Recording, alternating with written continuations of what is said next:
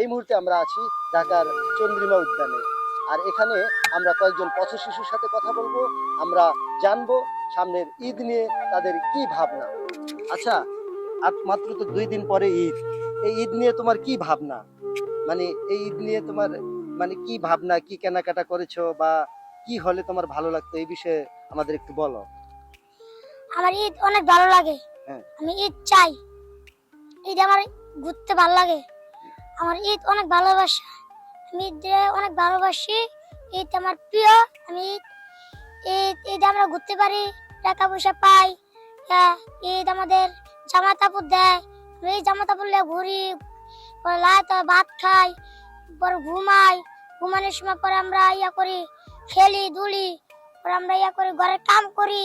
ঈদে ঈদে আমরা কোনো কাম, ঘরের কাম করি না, মাঝে মাঝে কাম করি, মাঝে মাঝে কাম করি না।